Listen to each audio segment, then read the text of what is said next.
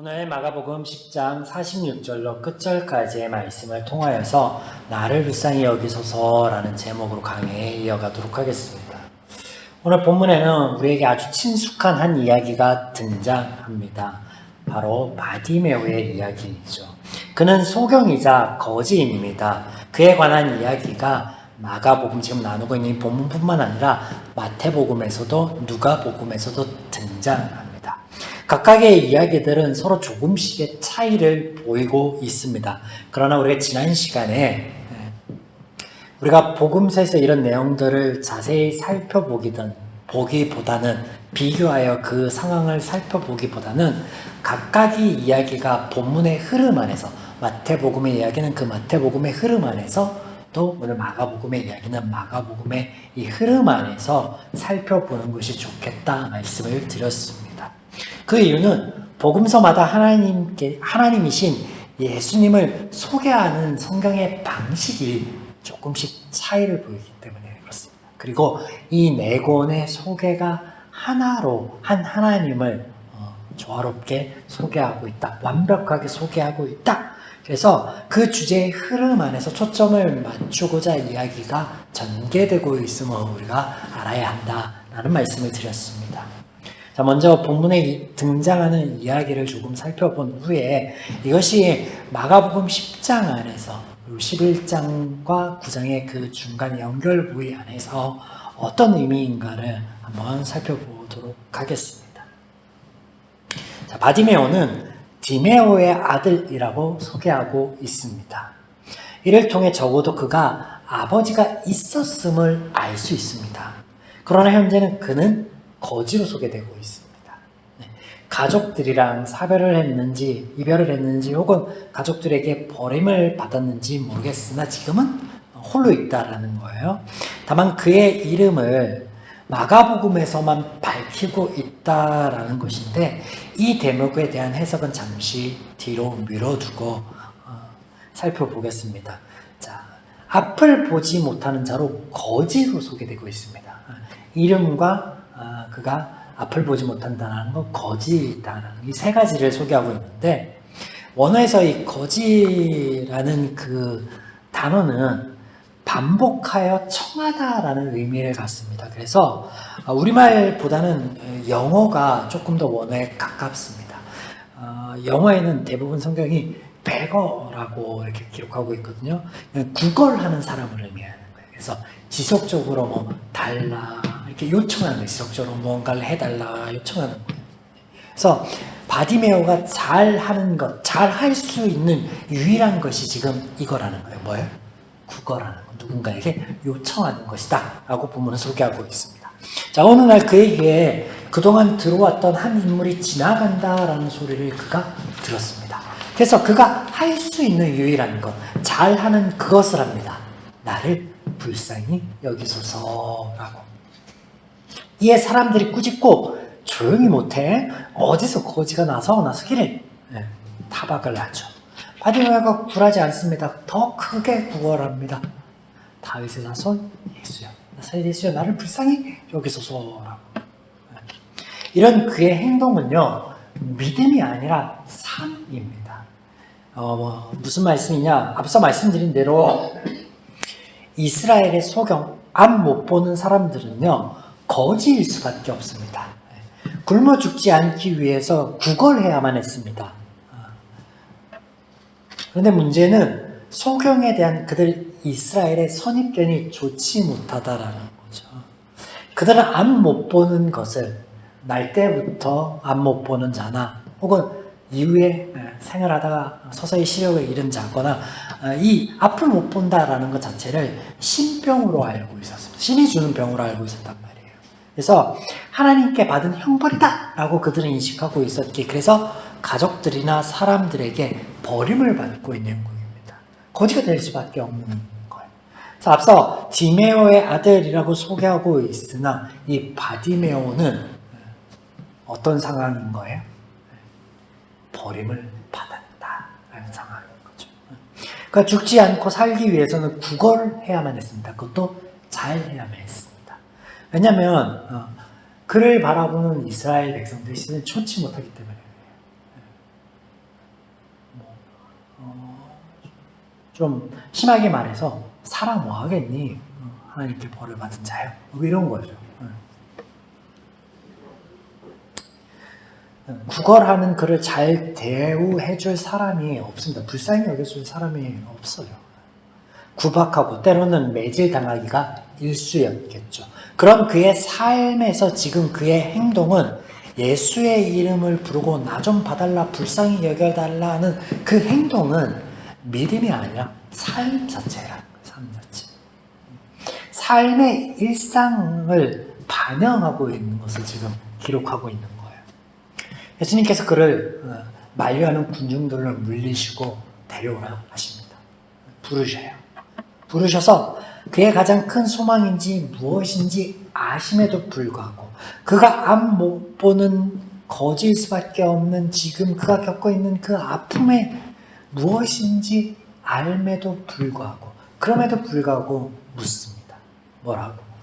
내가 너에게 무엇을 하여 주기를 원하느냐라고. 왜 예수님께서는 그의 지금 상황, 소망이 무엇인지 아심에도 불구하고 또 그렇게 물어왔을 때 그가 어떤 대답을 가장 먼저 할지 아심에도 불구하고 이렇게 묻고 있는 것일까요? 이유는 하나예요. 하나님 편에 필요한 게 아니라 그에게 필요하고 지금 수많은 사람들 둘러싸여 그 증인들, 그 죄인들에게 필요하기 때문에 그렇죠. 자, 보세요. 보기를 원하이다. 가 대답하죠. 이 대답을 원어로 살펴보면 그는 적어도 태어나면서부터 소경은 아니었던 것 같습니다. 잃었던 시력을 회복하게 해달라라는 요청이에요. 원어에서는. 그래서 이 요청에 대한 예수님의 대답을 독자들이 오해하기가 일쑤인데 어떤 말씀하시냐? 가라. 내 믿음이 너를 구원하였느니라. 예수님의 말씀하심은요, 구별함이 필요합니다. 여기에서 믿음은요, 하나님이나 그리스도이신 예수님을 신뢰하는 것이 아니죠. 아니요. 죄인은요, 하나님을 볼 수가 없어요. 찾을 수가 없어요. 신뢰할 수가 없어요. 말씀을 따를 수가 없어요. 제가 말씀을 전할 때마다 계속해서 강조하는 거죠. 그러면 그가 믿은 것은 도대체 뭐냐? 바디메오는 그동안 그가 들었던 예수라는 인물의 능력을 믿었어요. 귀신을 내어쫓고 병을 고치고 심지어 죽은 자도 살리시는 예수의 능력. 그리고 이 마가복음 앞단에는요, 이 앞 못 보는 자들을 고치신 예수의 사역이요, 종종 등장합니다. 중간중간에 등장했었어요. 그 말은 뭐냐? 그래서 말씀드린 것처럼 무엇을 믿었다라는 거예요. 전에 들은 소식을 믿었다라. 예수라는 인물이 있는데 그에게 하나님의 권능이 임한 것 같아. 병들을 고치고 귀신을 내어쫓고 눈먼 자가 눈이 뜨는 걸 내가 봤어. 이런 소식들을 듣고 예수에 대해서 믿은 거죠. 예수에 대해서. 예수가 가지고 있는 능력. 그것을 믿은 거죠. 하나님의 힘을, 말씀, 그리스도의 힘을 이런 걸 믿은 게 아니에요. 믿음의 본질적인 종류가 다른 거죠. 사랑하는 여러분, 우리가 여기서 성경이 말씀하시는, 우리는 여기서 성경이 말씀하시는 믿음의 본질이 뭔지 보게 되는데, 그것은 하나님께서 우리 삶 가운데 또 성경을 통해서 우리에게 보이시고 알리시는 것을 내가 듣고 의지하는 것, 그걸 우리의 믿음이라고 하는 거예요. 바디메오가 그가 동냥을 하면서 주어들은 그 기동량으로 들은 사실을 그가 의지했던 것, 그걸 믿음이라고 하는 거예요. 그래서 믿음은 하나님이 보이시고 알리시는 것, 이 말씀을 통해 알게 된 그 하나님, 우리 삶 가운데 경험하고 만나게 된 그 하나님을 아는 만큼 성장하는 것이다 라고 말씀드렸죠. 네. 아주 특별한 어떤 거, 내가 보지는 못하였지만 성경에 이렇게 쓰여있으니까 이런 하나님을 믿어, 이런 의미가 아니라고요. 지금 예수님께서 보신 바디메오의 믿음은 그가 예수를 그리스도요 하나님의 아들로 본 믿음이 아닌 그를 고쳐줄 수 있는 사람으로 봤다는 것을 믿음이라고 하고 있습니다. 예수님의 질문과 바디메오의 대답을 통해 오늘 우리는 이 믿음에 관하여, 본질에 관하여 말씀하여 주신 성경의 진리를 보게 됩니다. 예수님의 말씀과 동시에 바디메오는 볼 수 있게 되었습니다. 그가 얼마나 오랜 기간 보지 못하였는지는 알 수 없지만 그의 시력이 회복되는 데는 시간이 필요하지 않았습니다. 저와 여러분이 아침에 눈을 떴을 때 눈 뜨자마자 막 보이는 게 아니라 서서히 이렇게 보이는 걸 느낄 수 있어요. 알죠? 어두운 데 있다가 밝은 데 있다가 갑자기 어두운 데로 가거나 어두운 데 있다가 갑자기 밝은 데로 가면 그게 회복하는 데 시간이 걸리잖아요. 그런데 성경은 하나님이 예수님께서 말씀하신과 동시에 원래 잘 보던 사람처럼 봤다라는 거예요. 그리고 그 즉각적인 보임과 동시에 일어난 게 뭐냐면 그와 동시에 예수님을 따랐다라고 기록하고 있습니다. 예수님을 따랐다. 우리는 이 이야기가 이 지금 마가복음의 흐름 안에서 어떤 의미인지 볼 필요가 있는데 우리에게 베푸신 하나님의 구원의 은혜가 하나님과 하나님의 말씀을 우리로 하여금 따를 수 있게 하여 주신다라는 그 은혜를 보게 되는 거예요. 여러분 기억하실지 모르겠지만 마가복음 10장 17절에서 부자인 한 사람이 나와 예수님께 영생이 무엇인지 알기를 청하여 왔죠. 이 예수님께서 내게 있는 재물들을 다 넘겨주고 네가 나를 따라와라. 그래서 예수님, 하나님을 따르는 것이 영생이다, 영생의 본질이다 라고 말씀을 했지만 그는 그럴 수 없었습니다. 왜냐하면 죄인에게 그런 것은 불가능하니까요. 그래서 여기서 예수님께서 무엇이라고 말씀하세요?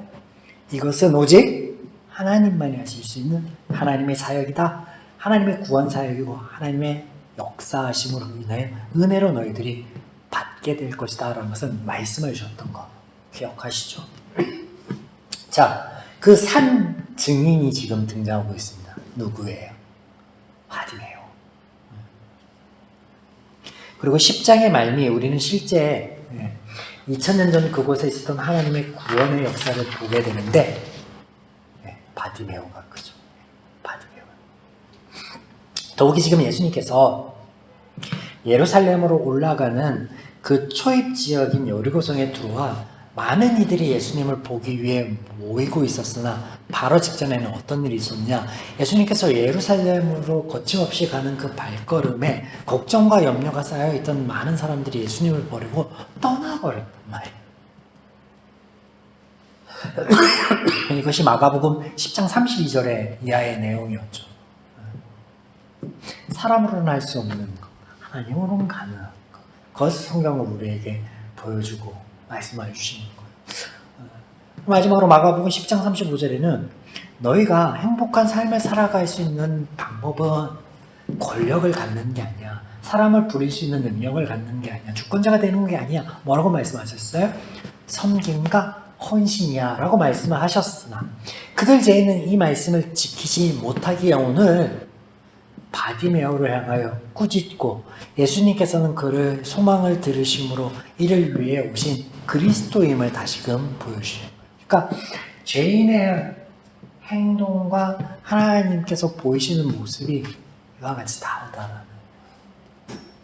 이 말씀뿐만 아니죠. 출애굽기나 신명기에서요. 소경이 돌풀에 걸려 넘어지지 않도록 그 돌조차도 치우라는 말씀 하시거든요. 그럼에도 불구하고 죄인은 그들이 들어서 알게 되고 믿고 싶은 것만은 믿어서 그렇게 대우하지 않고 있었다는 거죠. 죄가 무엇인지 또 하나님의 은혜가 무엇인지 그것을 통해서 우리에게 다시금 보여주시는 거죠. 저와 여러분은 그 은혜로 이 자리에 있습니다. 은혜에게 우리를 향한 하나님의 바라시는 것은 없습니다. 구원이 수단이 되어 오늘 하나님께서 우리에게 헌신을 요구하시거나 경배를 요구하신다면 그것은 더 이상 은혜가 아닙니다. 우리가 치워야 할 값이기 때문이죠. 그렇지 않아요. 소경 바디메오가 보고 들었던 그것을 믿었던 것처럼 특별한 요구가 아닌 우리의 일상에서 나를 위하여 역사하신 그 하나님, 우리가 오늘 그 하나님을 말씀 안에서 발견하고 믿기를 원하시는 것이죠. 바디메오가 예수님께 소리칩니다. 예수여 나를 불쌍히 여기소서. 이 또한 그가 특별한 것, 아주 귀한 것을 예수님께 요청한 것이 아니라는 사실을 여러분 기억하시기 바랍니다. 왜냐하면 우리가 하나님께서 당신의 마음과 속성을 알려주고 보여주시는 하나님의 이름을 통해서 하나님께서는 언제나 당신의 자녀들을 향하여 불쌍히 여겨주시는 분, 도움을 주기 원하시는 분, 그런 하나님의 마음에 대해서 우리는 수도 없이 말씀 가운데서 보아왔기 때문에 그렇습니다. 열려있는 것, 언제나 준비되어 있는 그것을 요청하는 거예요. 특별하고 결단, 헌신이 필요한 그런 걸 요청한 게 아니에요. 이 하나님의 마음이 변하지 않는다는 거예요. 바디메오를 향하는 그 하나님의 마음, 우리에게 향하는 그 하나님의 마음이, 그리고 그를 하나님의 말씀 안에서 보듬어 주지 못하는, 그를 섬김과 헌신의 자리로 인도하지 못하는 그들, 그를 꾸짖고 그를 쫓아내려고 했던 그들조차에게 하나님은 동일한 마음으로 바라보고 계시다라는 거죠. 변하지 않아요. 우리가 하나님 앞에 있는 모습과 마음 그대로 나아가는 것, 그게 중요하죠. 오늘 이 하나님의 말씀 안에서 우리 삶에서 아주 특별한 경험, 아주 누가 들었을 때 기이하다, 와 소리가 날 만한 그런 경험, 그런 거 없어도 됩니다. 말씀하시는 건 뭐예요? 잔잔히 우리와 늘 동행하시며 그 일상을 지키기 위해서 선용하시는 하나님, 나에게 그 가운데 또한 잔잔히 늘 들려주시던 말씀, 너를 사랑한다 라고 하여주시는 그 말씀에조차도 우리가 민감하게 반응하는 누릴 수 있는 귀한 사람들이기를, 그 귀한 우리의 발걸음들이 남아있는 이 한 주간의 여정 가운데 이어지기를 주님의 이름으로 축원드립니다.